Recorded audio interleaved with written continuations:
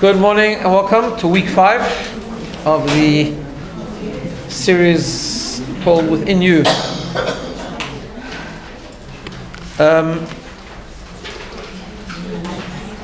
Just to remind everyone that today is the final session. The term would have normally finished next week, but as I think I said to you, I'm going to be away next week. I'm traveling yet again. Thank God for good things. No, I actually don't, I love being there, but I don't like traveling, no. But I am going to my niece's wedding in New York, so I'm going to be away for a few days. Thank you. And so therefore this is the last session for this year. It's gone quickly. And just to remind everyone that coming back next year, we start again on the 6th of February. So that's the first 6th of February. I'm working on a topic. We'll let everyone know closer to the time. However, before that, we have every year on the 25th of December, it's on your seats, till the 1st of January, we have what's called the Summer Learning Program. It's always lots to choose from. It's in the morning. The main program is 10 a.m. to 12 noon. 2 sessions, the first hour and the second hour. The first hour, there's always a bit of a choice of different topics. The first 2 days there'll be 3 choices, one for men, one for women, and one for both. I'll be doing one for both on personal growth topic, as I normally do. That's the first 2 days, and then the rest of the week will just be 2 choices, and then the second hour there's always a lecture for everyone. The topics of the lectures will be we have a range of speakers, as you can see on the number 3 there on the flyer, and the topics will be on the email. So come along. You don't have to come for both sessions. You can come for one session. You don't have to come all the days. You can come for one of the days, 2 of the days, whatever you can make. It's always good. The main thing is it's end by 12, and you still got a day to enjoy the summer. So that's the 25th to the 1st. Okay. So we've been working on this model, the model of 2 ways to discover our own self-worth, or define our own self-worth. One is the outside-in model, one is the inside-out. The without model is when our worthiness comes from other people, from outside. That's a problem, because the outside then creates my sense of value. The result of that normally is, as we've talked about in great length, is ego, insecurity, emptiness, immediate pleasure, what's good for me now, what's good in the moment, but not anything deep with meaning and purpose. Whereas the inside-out model is acknowledging our intrinsic value, right, the inner worth that creates outside reality, and the result of that is humility and the seeking of meaning and purpose, as we've talked about in great detail. Now, what we've done in the last few weeks is we've also, once we have that mindset and that philosophy, we've talked about the importance to engage in behaviors that allow us to tap into that intrinsic worth. One of them is the concept of showing up and being honest, not hiding things from people. And then we talked about the concept of self-control, showing up in 2 different ways: delayed gratification and the power of the space. So when we work from outside in, then if someone says something to me, I immediately impulsively reply. If not defined by the other person, I'm able to stop, create a space, self-control, and measure my response so that it's effective, it's meaningful, and it's purposeful.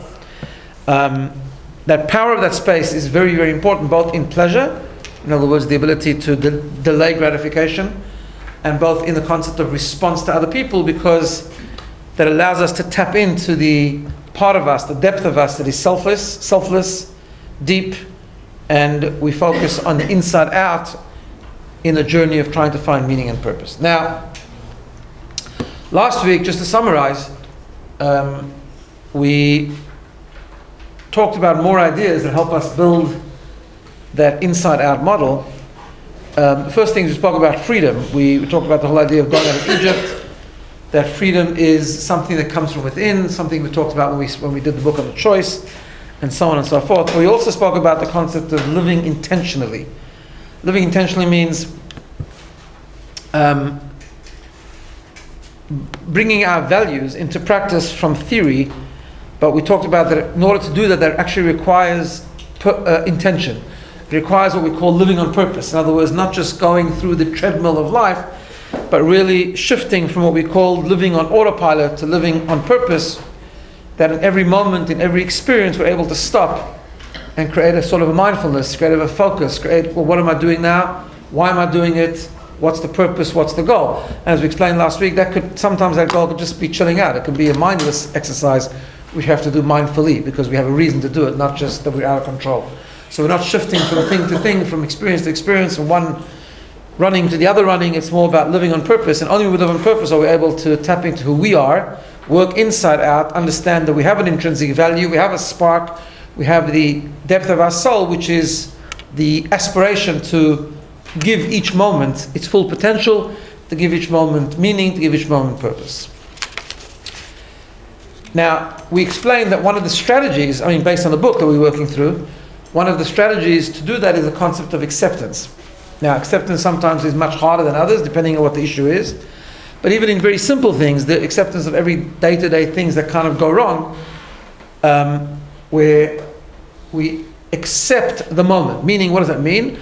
It doesn't mean resigning or giving up, but it does mean accepting that the now, right, this was a really important point, the now that we're experiencing is the reality. And the inside-out model is that I don't let the now on the outside define who I am, unsettle me, distract me, but rather what it does is, the now is what it is. I accept that now, and now it's up to me from within to not let it control me, and to give it meaning, and to give it depth, right? And we went through the three choices that he talks about in the book, that when something happens, we can not accept and get angry. We can accept but don't do anything about it. That's also not good, because that's not what life is about. That's sort of more falling victim. It's more the opposite of getting angry and doing nothing. It's also letting the outside define me. In other words, this is what it is, I can't help it, so I'm done, I'm messed for the day. That's also an outside-in model. In other words, subtly we're also letting the outside define us, right? But the real way to do it is to accept and to work on changing it, or to giving it meaning. Not always we can change it. Sometimes things happen, that's what it is, but we can try at least give it meaning. And what we explained is, and as he explains in the book, that one of the greatest tools in order to get to the level of acceptance, which by the way isn't an easy thing, no matter what the circumstance is, even if it's little things that go wrong in the day, acceptance is one of the hardest things to do. But it is made possible when we introduce the element of faith and the element of hashgacha pratit, meaning that everything that happens by divine orchestration, and that it's something that we cannot really control. What we can control is what we're going to do with the now, right? That doesn't exclude working on the next moment being better, or praying that it should be better, or hoping it should be better, and so on and so forth. But the now is the now, and we give it what we need to give it. So that's just a little summary of where we have to. Today, just to end off, I'm just going to take one or two other chapters in the book, which sort of more or less covers everything that's in this model, and do two things. The first thing is actually look at some other behaviors, but the opposite way around. What I mean by that is, we talked about the importance of engaging in behaviors that allow us to achieve a certain mindset and a certain feeling, right? So that was based on the model of the heart follows the action. So we develop a mindset, we have it in our mind, it's hard to feel, so we revise it in our mind all the time. But what we also do is we bypass the heart and we engage in action that allows us to behave as if we're feeling that way, and then hopefully we do feel that way. But in order to do that, we also have to identify negative behaviors. In other words, we have to identify behaviors that pull us away from that mindset, that pull us away from that feeling. Because it also works in the opposite way around. In other words, just like engaging in behaviors which are consistent with the inside-out model helps us feel the inside-out model, engaging in behaviors that take us away from the inside-out model, in other words, that are more consistent with the outside-in model, pull us that way as well in terms of who we are. So the more we engage in negative behavior, which is consistent with defining ourselves by the outside, the more we become like that, and the more difficult that it becomes to get out of that, right? That's also I've mentioned this many times. There's a concept brought down in early Jewish writings called Yedi'at HaMakah Chatzi Rufu'ah, which means knowing the disease is half the cure, right? In other words, sometimes just knowing that a particular behavior or particular experience is negative helps us identify the problem and helps us stay away from it. Not always we can, but at least it gives us a focus. So, just to look at three things. In other words, basically these three things are signs that if we reflect as we should every so often, if we reflect and we come to the conclusion that we're engaging in some of these behaviors, we should then be able to take it as like a sign that we are not free, that we're in fact enslaved. We're enslaved to the outside, right? So the first one is an obvious one, anger, right? Now anger comes in different forms. It could come in the form of rage, as the picture says, right? And what anger is, of course, and we all engage in anger sometime along the line, because none of us are perfect. But what anger is, in terms of this discussion, anger is the opposite of acceptance. It's the exact opposite of acceptance, right? Now, I think we've explained this many times. When we talk about anger or staying away from anger, it doesn't mean never feeling angry, because that's reserved for a select few in the entire universe. We're all human beings. Things do upset us. Things set off or trigger feelings of anger, feelings of frustration, feelings of upsetness, all related feelings, and sometimes that can tempt us to actually express real anger, which is more rage, right, and losing our temper. But when we engage in acceptance is not natural for most people, right? Because we do get upset when things go wrong. But when we engage in acceptance, what we're really trying to do is we're trying to move away from anger, right? In other words, acceptance and anger are two opposites. They can't coexist. The more we work on acceptance, the more we move away from anger. If we check ourselves, or we catch ourselves becoming angry a lot, or expressing anger, and expressing frustration, and expressing stress at things that don't go the way we expect them to go, that's a sign to us that we're not doing very well in the acceptance area. We're not really accepting. Why? Because it's very simple. Why do we get angry? Because getting angry is about something on the outside of me not working properly. Right? That's what anger is, essentially. So how dare you say that to me? How dare you do that to me? How come the day didn't work out the way I planned it? Right? Why did this happen? Why did they say that? How could they do that? And so on and so forth. So anger really almost comes from a desire to want to manipulate the outside, which of course we can't do, because we don't have control on the outside of us. But nevertheless, we want to have control. We think we can have control. And we don't, and therefore we get frustrated and angry. And it's almost, and anger almost is like the substitute method to manipulate the outside. So sometimes we get angry at someone in order to force them to do something. So it's either frustration of not being able to control the outside, or it's a tool to try and control the outside. Either way, you can see it's a very, very outside-in model. Why am I so obsessed with the outside? Why am I so obsessed with something that's happening around me? Because I need that to work, because I'm defining myself by that outside. Does that make sense? Yeah?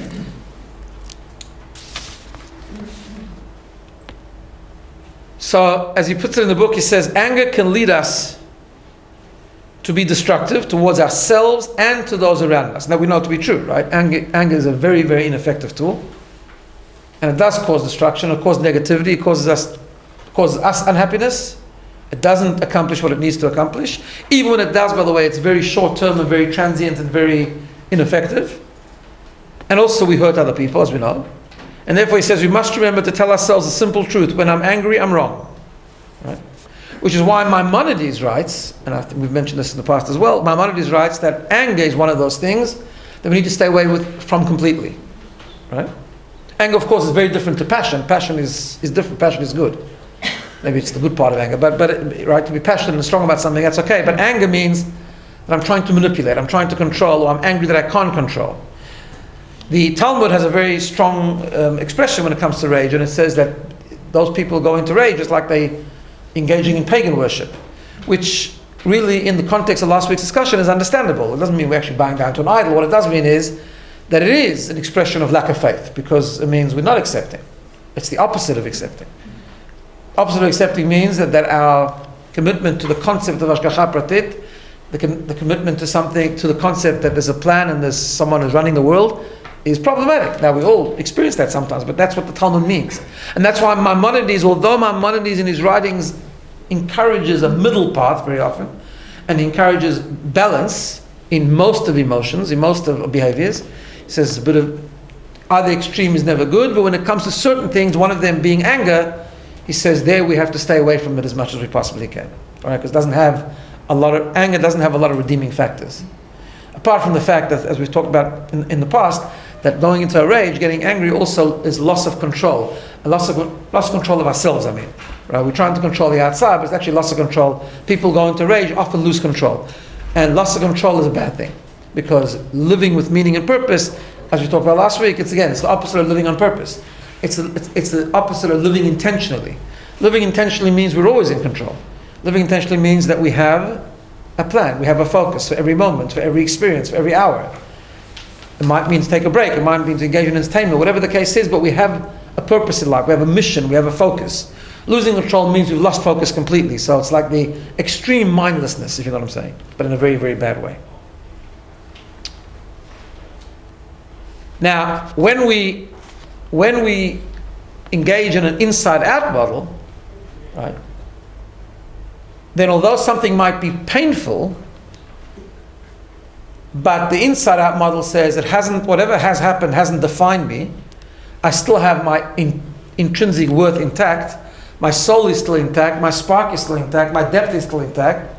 And it's that depth and that strength and that essential being of who I am that is able to be free in any circumstance. And therefore is able to give meaning and purpose and able to bring purpose and bring depth to any experience. Right? So, incidentally, being angry doesn't mean, it's not the same as being assertive, right? So, for example, a parent is trying to sleep, a little kid gets up 3 o'clock in the morning, I'm thirsty. Or gets out of bed, right? As kids tend to do. And then, when you give them a drink, then they're hungry. And then when they finish being hungry, there's something else. Bottom line, I don't want to go to bed, right? So different ways of responding to that. Either you agree that they are thirsty, because, I don't know, you gave salty food for supper last night or something, so maybe they are hungry, so give them a drink. But let's say you're actually fed up, you actually would like to go back to sleep, right? So I'm just giving this I'm just giving this an example for anything in life, right? There's 2 ways of responding. One is getting angry, another one is just very calmly and assertively saying, go back to bed now, right? The difference between the two is one's outside and one's inside out. Getting angry means you're ruining me. In other words, it's not about you, it's about me. I'm angry. I'm frustrated because I have a plan. My plan is to be able to sleep now. You're ruining it. If I'm angry, how come I can't control? I'm going to try and control you. It's all about the outside, right? Assertively turning around and saying, no, you actually need to go back to bed now, is saying, I'm not angry, I'm calm, I'm accepting it, but I'm doing what I need to do. My value system dictates to me that you need to sleep, I need to sleep, so we both need to be in bed, go back to bed. It's very different, right? So not getting angry doesn't mean being calm. Acceptance doesn't mean being a victim and being a shmata, right? All it means is that we don't define ourselves by what is going on outside, and therefore I'm never frustrated. It's taking away the frustration, it's taking away the rage, it's taking away the definition of self from the outside and switching it around. And then working out what my value system dictates I should do. If my value system dictates that I need to be strong, I'll be strong. Being strong is not the same as being angry, because being strong means it's coming from inside, it's coming from a sense of value, it's coming from strength, which also means, by the way, that it has signs. The signs of being strong from within means that it's being strong with respect, it's being strong in a measured way, it's being strong effectively, and it's being strong about what is good for the situation, what is good for the person, what is good for the outcome, rather a broadcast of what I'm feeling. Very different, right? You know, it's interesting.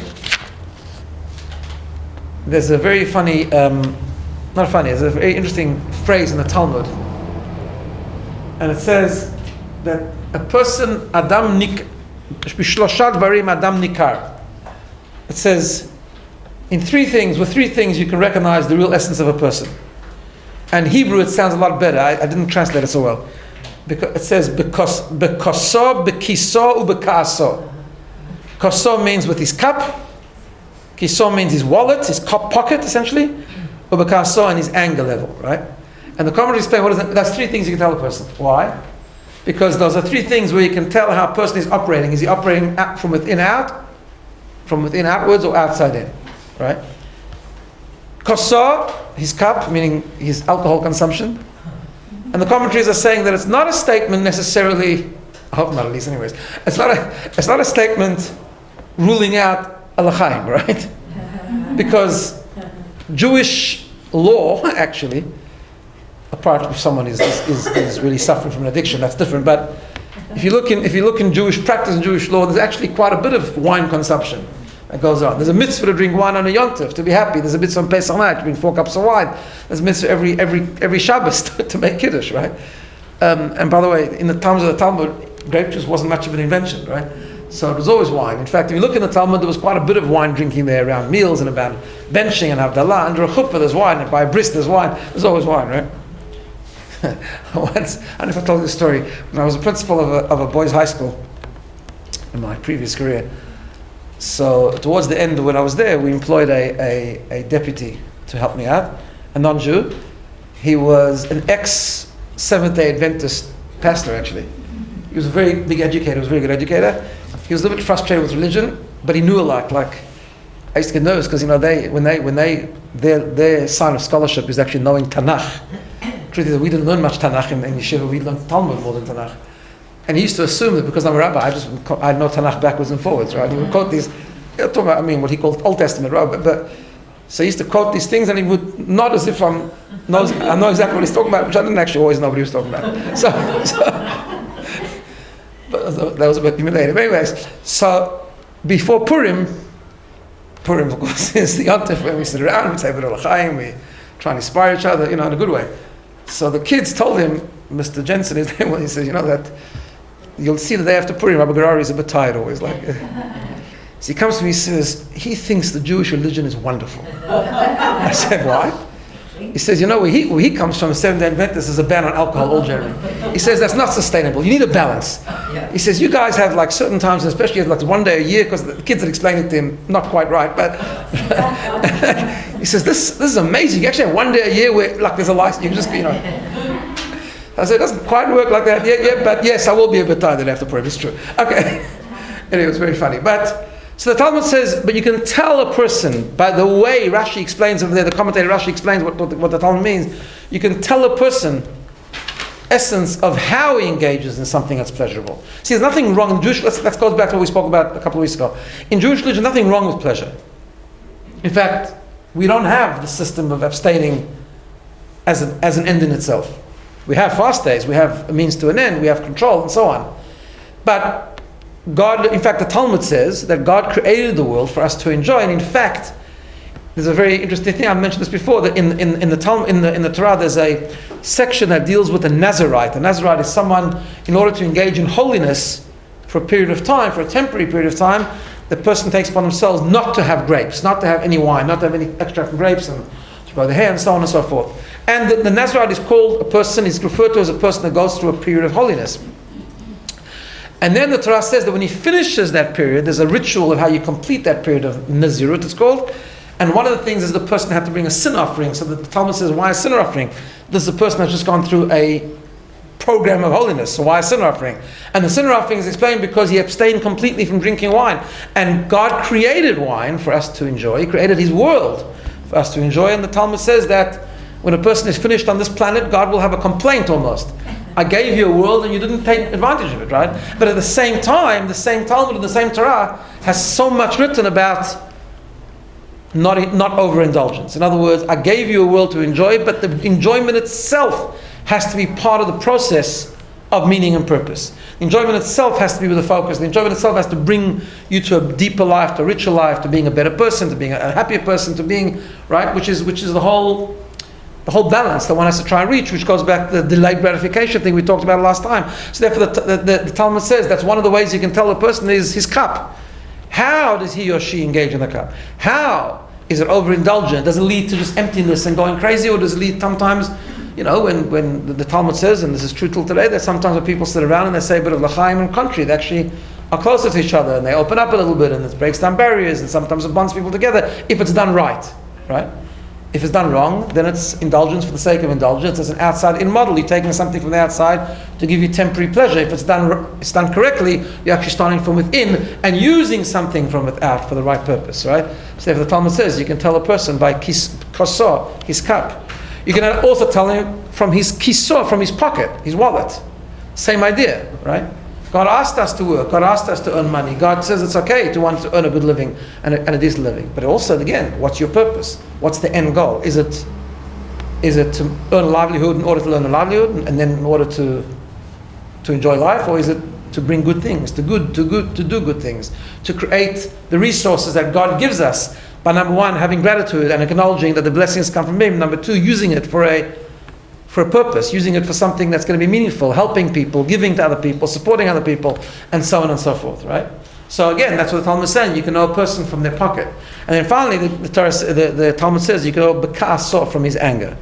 How does his anger level, right? And then the commentaries explain also, does a person get angry and lose himself, which is a sign of losing control and being defined by the outside, or does he have passion? Or does it come from the inside where he's strong? It's a strong person, but it's a passionate person, using that strength from within, using that strength from the spark we have from within in order to bring good things. Again, the inside-out models. That's exactly what the Talmud is saying. You can know a person. So therefore, anger, in the negative sense, and if we reflect and we see we're getting angry a lot, it's an indication that we're not practicing the inside-out model. We might talk about it, or we might think about it, but we're not actually there. Right? It's moving away from anger and engaging in acceptance, which allows us to reverse that and move from within. The second, of course, is the concept of judgments, right? Judging other people. Also, very, very difficult concept because, I suppose if we're honest, at least I'm talking to myself anyways, but most of us do judge other people, right? Not to judge other people is a very, very difficult thing to do. But at the same time, it's worth reflecting and understanding, where does judging other people come from? First of all, constant judgment of other people, again, is a sign of focus on the external. Right? Because very often what happens is when people judge, you always can see a problem when it's done in extreme.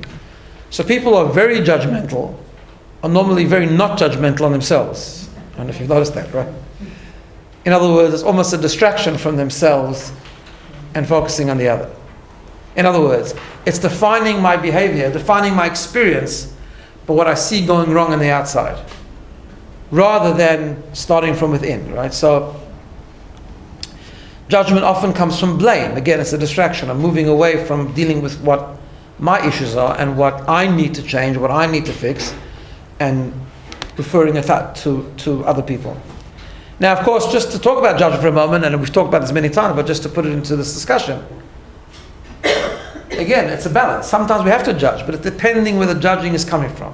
So just like anger, just like indulgence, judging also, there's two ways. It can be judging from outside in or judging from inside out. And I think I've shared with you this formula before, that sometimes we're in a position that we have to judge, right? And I've always given you this classic example of a parent and a child. If your child does something wrong, don't judge them favorably. If they did something wrong, you need to take responsibility for it. And you need to interpret it for what it is, right? So we have this concept in Mikei Avot in the ethics of the fathers where we are told to judge favorably. Judge favorably can mean lots of things, but what it often means is maybe you misinterpreted the story. Maybe you didn't actually do what you think you did, and so on and so forth. But that's okay, but not always, right? And I think, again, it's the same concept. What's my focus? What's my life built on? Is my life built on making everything around me okay in order to define me? Or is my focus coming from within and living a life based on values? If we live a life based on values, we judge much less because we're busy with ourselves. We're busy understanding our own intrinsic worth. We're not distracted or affected adversely or getting frustrated by other people. Therefore, we judge much, much less. But we work from within, and we work from within based on our value system. Part of that value system is that sometimes we have to judge. Right? And the formula basically for that is, as we've talked about many times, it depends if the person that we're dealing with is within our circle of influence or not within our circle of influence, right? Often what we do is we do it the other way around. We protect those that are in our circle of influence, and we are very, very blind to people's shortcomings because they reflect on us a lot of times. So you have, often Jewish parents where their children do nothing wrong, or their friends do nothing wrong, or right? No one here, of course, but then everyone else, we have plenty to say, right? We've got an opinion on every politician in the entire world, and every person in the entire world, and every person we read about in the entire world. We've got it all fixed, right? The old thing, people get together, and they get together to have a bit of a coffee together. By the time they finish, they've solved all the world problems, right? Because we have an opinion. What really should be doing is we know exactly who in shul is a problem, and who in this is a problem, right? Everyone, right? Except for the people, of course, that we need to actually focus on. Same idea, because we're working outside in, not inside out. In other words, if it's outside in, we leave those people alone, because it doesn't concern us. The outside doesn't affect us. But working from a value system, the people around us does affect us, only because we have a responsibility. If we have a responsibility, then we need to be honest with people. If we have a very, very good friend, sometimes being a good friend means they're able to point out a shortcoming, right? It's part of what the Torah tells us. It's part of what helping other people is. Sometimes helping other people even means a hard conversation. Out of love, coming from love, with love, but still a difficult conversation. So that's different, right? But that's judgment from within. But the outside-in model is just being a judgmental person. In other words, I'm distracted away from looking at myself and working from within, and rather letting everything else on the outside. Difficult thing, by the way, but nevertheless. And of course, the third one that he talks about in the book is the idea of guilt, which we've talked about many, many times. And here again, same thing, there's a difference between good guilt and bad guilt, right? Most guilt is bad, actually, right? But again, bad guilt is exactly the same thing we're talking about. When we walk around and feeling guilty all the time, it's because we let circumstances on the outside define who we are. And therefore, if I made a mistake, I must be a bad person, and we walk around with guilt all the time. And in fact, what it leads to is not taking responsibility for it. Sounds opposite, but it is the way, right? Guilt often is just an escape. So everything outside is affecting me. I feel terribly guilty, so I feel very guilty, and then I feel even more guilty, and there's nothing about it, right? Because I'm just a bad person, and it's defined me. I can't control it. Looks like I can't change it, even though I want to. So I let it define me, and I just feel guilty. What are you doing about it? Nothing. Just feeling guilty, right? Whereas good guilt, number one, comes in small measures. Good guilt doesn't control me. It doesn't define me. Good guilt means coming from within. Within means I want to grow. In order to grow, I need to sometimes feel uncomfortable, and that's okay. In order to grow, I need to face and confront my deficiencies and my shortcomings, knowing at the same time that it doesn't define who I am. That my intrinsic worth is still there, my intrinsic good is still there. But I do need to take responsibility for it. And good guilt means it's predicated on the foundation that we can grow and we can change. Right? That's an amazing thing. It's a very liberating thing. Good guilt means if I just feel a little bit uncomfortable where I am now, I'll be able to take the next step to the next place. Right? So that's good guilt. But bad guilt, but if we're feeling ourselves feeling guilty all the time, as many of us Jews tend to do, then that's coming from without. That's a problem of an outside-in model. So again, these are three behaviors to be aware of, that if we're engaging in them a lot, it means that we're not quite shifting to the inside-out model, but we're still stuck in the outside-in model, letting the outside define who we are. Whereas if we try and stay away from those things, we try and get guilt under control, we try and stay away from anger more into acceptance, we try and not be judgmental and turn the focus to what am I doing that's effective and productive and constructive and value-based in our day, those are behaviors then will enhance and nurture the feeling of intrinsic worthiness and allowing us to work from inside out. The first, in Jewish writing, there's something called the Shulchan Aruch. Shulchan Aruch is essentially the code of Jewish law, right? So you have many different Jewish works. You have the Chumash, you have the Talmud, which is discussion of law, but then you have what's called the Shulchan Aruch. Shulchan Aruch is the code of Jewish law, it's the manual. And of course, the Shulchan Aruch discusses everything from how to get up in the morning, and how to pray, and how to put a mezuzah, and how to observe Shabbat and Kashrut, and so on and so forth. And it's a string of law. That's what it is. It's just law after law after law. There's different versions of the Shulchan Aruch, and some more discussion, some less discussion, but essentially it's law. However, the very, very first instruction of the Shulchan Aruch, interestingly enough, the first instruction of the Code of Jewish Law, something that Rabbi Weinstein points out in the book, is actually not a legal, it's not a law altogether, it's more of an ethical thing. And it says, this is the very first thing. It says, do not be ashamed before those who laugh at you. In Hebrew, it's Aryeh v'oshrif neha maligim. Right? It's a very interesting thing. Here we have volumes of Jewish law. And it tells us that actually, which is God's laws, God's instructions, designed obviously to help us live a life of divine connection and meaning and purpose and so on and so forth. And the very, very first instruction is, do not be ashamed, do not be put off, so to speak, by those who laugh at you. In other words, the very, very first instruction of the Code of Jewish law is saying, don't live an outside-in life. Don't be defined by those who are on the outside. Because if you define by those on the outside, the whole Shulchan Aruch doesn't start. You can't really observe it properly. I mean, you might go through the rituals, you might go through some of the technical, but the essence of what the Shulchan Aruch is about, you won't be able to apply if you are affected by those on the outside. Right?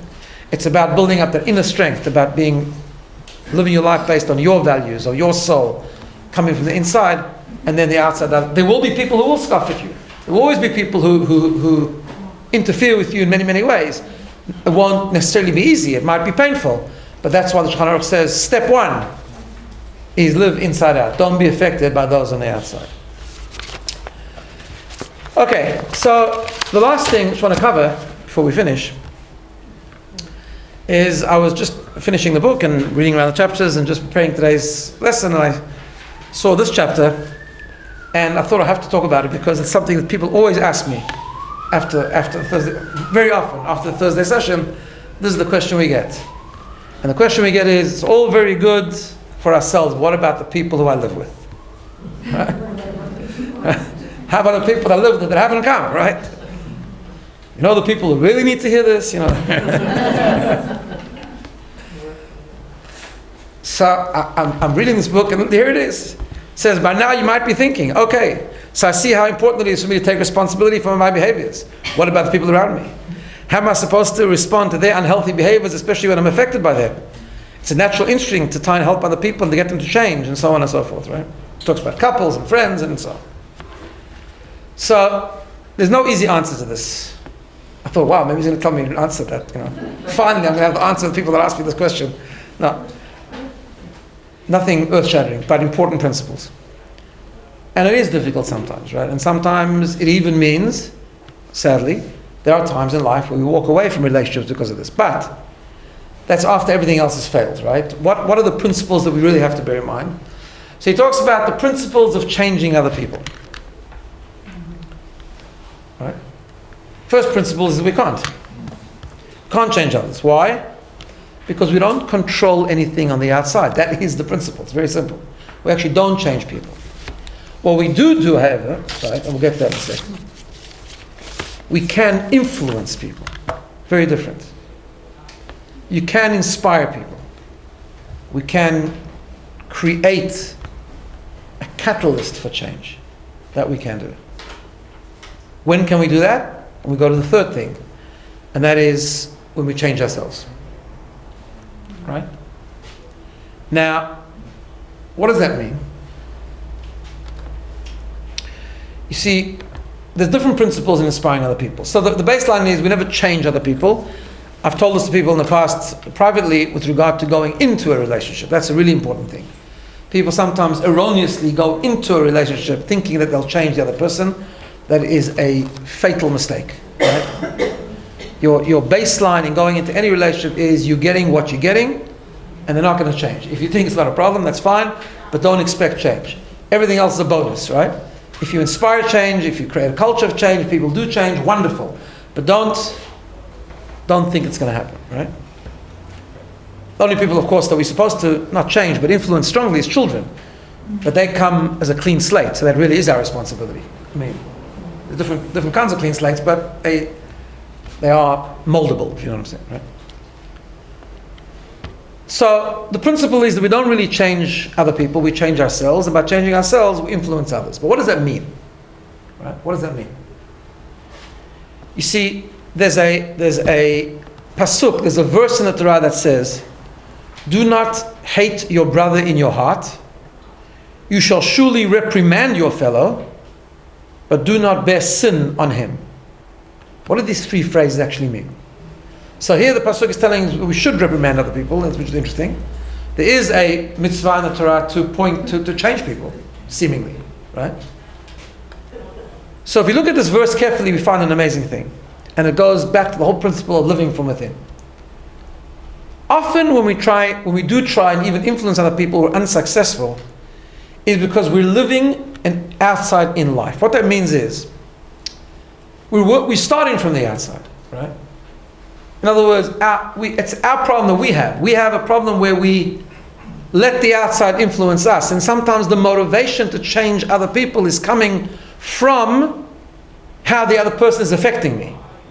Which once we start the way, it's already a problem, right? In other words, sometimes I need to influence that person because they're driving me mad. When that's the motivation to influence someone, will not influence them. Why? Because influencing others can actually only come post-acceptance. Because trying to influence someone because they're affecting me essentially means I'm trying to change them, not influence them. Which means I don't accept them, I don't have unconditional love for them, I don't accept the reality, and it needs to change. It needs to change. Why? Because it's bothering me. And then it won't work. It can never work. So here's the amazing breakdown of the Pasuk. Don't hate your brother in your heart. In other words, the first rule to changing someone else, to influencing, inspiring, creating any sort of change in someone else is, you got to love them. Love them means you got unconditional love them. You have to actually accept them. Respect them. Accept them completely. Accept the whole of them. Right? Then, the Pasuk says, you can surely reprimand them. In other words, you can inspire change. Not to try to change other people doesn't mean you can never have a discussion with someone. It doesn't mean you can never point out to someone that perhaps what they're doing is unproductive or ineffective or hurtful. That doesn't matter. But it's stage 2. Stage 1 means my intrinsic value, my welfare, my being doesn't depend on you. I am who I am because I am, and I have that soul and that intrinsic, infinite, permanent, eternal value. Who I am is not created by you. Who I am is created by me, and therefore I have no hate. Meaning we aspire not to have hate, right? From within, my job is to change myself. Part of that mission is to inspire a culture of change, which is absolutely our responsibility, coming from within. In other words, we do have a responsibility to change others in the sense that we have a responsibility to spread meaning and purpose. The Torah is very clear about that. We do not have the luxury of living alone, nor should we. We do not have the luxury of saying, I'm going to do what I do and let everyone do what they do. No. We actually are responsible for other people, interestingly enough. We get told we can't change other people, but yet we are told, no, we do have to create change. We have to create inspiration. We have to create influence, which is what good leaders do. They create influence. But it's a different kind of influence. The influence comes from within me. In other words, not because I need you to change because of me. I need to inspire you because that's part of who I am, part of my value system, part of my set of morals and values is that despite the fact that I fully accept you and I unconditionally love you, but for your good and for the world's good, I'm changing myself, I'm creating an example of change, and I verbalize it and communicate that and try to create a culture of change, a culture of inspiration. And then the Torah says, do not bear sin on him. Meaning, as Baba Rebbe once explained, he says, don't blame him if he didn't listen, or her if he didn't listen, if they didn't listen. Right? All it means is you have to try harder. You're not changing, it's nothing to do with them, it's got to do with you. So the Talmud tells us, Dvarim hayotzim min halev, things that come out, words that come from the heart, enter the heart. Now that's quite strong if you think about it, right? I mean, self-blame isn't a good idea either. In other words, it's not like feeling upset. It just what's meant by that is, if I tried to create inspiration and it didn't work, I'm not blaming myself, but if I want to put in more effort, it's not about getting upset with the other person, because again, that's focusing on the outside. If I want to make it better, if I want to improve on the inspiration of change to other people, I need to try harder. I need to dig deeper within myself. I need to make sure that person feels that they're totally accepted, because most many people, put it that way, will change quicker is when we do have conversations with them and we do try to create a culture of change, if they feel understood and they feel accepted and they feel unconditionally accepted and unconditionally loved, much quicker for them to make a shift. Does it always work? No. But is it more effective? Absolutely. Right? Because when criticism, if we need to give criticism, and that sometimes is the case, or just trying to inspire someone to change, if they feel that as an attack on them, it's normally rejected. But if they feel fully respected, fully loved, fully unconditionally accepted, now, again, this is obviously a very, very complicated thing, and relationships are complicated things. We get that, right? And sometimes just two people just don't match and just don't see eye to eye and just don't have the same value system. Yeah. I think sometimes just before you can say that you may not see eye to eye, going back to the space, sometimes you might just need space to grow the love again. Correct. And to not be, and then you can try and salvage. But the space is for us. In other words, space is to dig within ourselves. Like, how am I saying this? Why do I want to change? How am I expressing it? How am I being understood? How am I being heard? Right? In other words, am I being heard just because I'm just broadcasting who I am because I'm busy with the outside, or am I digging deeper and finding within myself, and that might take a space, it might take quite a bit of time sometimes, to find the love and to find acceptance and to come and that aspiration for change will come from a real deep place and from within, and then it's much more effective. It is complicated, but worth mentioning. Sorry, what's that? Yeah, no, incredibly difficult. I mean, this is obviously, relationships are very, very complicated things. But we only have a fighting chance if this is the approach we take, right? In other words, this is a follow-on of everything else we've said. It's about being liberated generally. I mean, this kind of life we talked about is really amazing. I mean, in our deal, right? It's consistent with the whole discussion we had on the book, The Choice, and lots of other discussions that we've had on self-esteem and so on and so forth. It's all the same thing, but just in different words. But it's really that point. It's a point of living a life from within. It's living a life where we acknowledge, and I think this is probably the most difficult part of this, if we can get over this, right? Going back to the very beginning. It's living a life acknowledging and accepting and coming to terms with and really connecting to the purity and the depth that's within each and every one of us. And that we have that thing, and it's working from that outside. Is it easy? Absolutely not. Is it liberating? Amazingly liberating. And as I said during the course of the discussion, it's not either or. In other words, it's a journey that we have to go on. Sometimes, some days it's going to be more consistent with that, some days not. And that's so important to bear in mind. Because remember, we have the two forces in our subconscious. We have the ego and the soul. Sometimes the ego is the strongest, that's hard. But that's okay. Each day is fresh. Each day we wake up, we say Modeh Ani, we thank God for being alive, we thank God for giving our soul back to us, a fresh soul, a new day, time to try again. But the days that we can try and put this into practice just a little bit are very, very meaningful days and purposeful days. So thank you for listening. I now have the challenge of being embarrassed by Rita every year, so I'm going to have to, for fear of getting out of trouble, in trouble I should say, we'll give her your attention.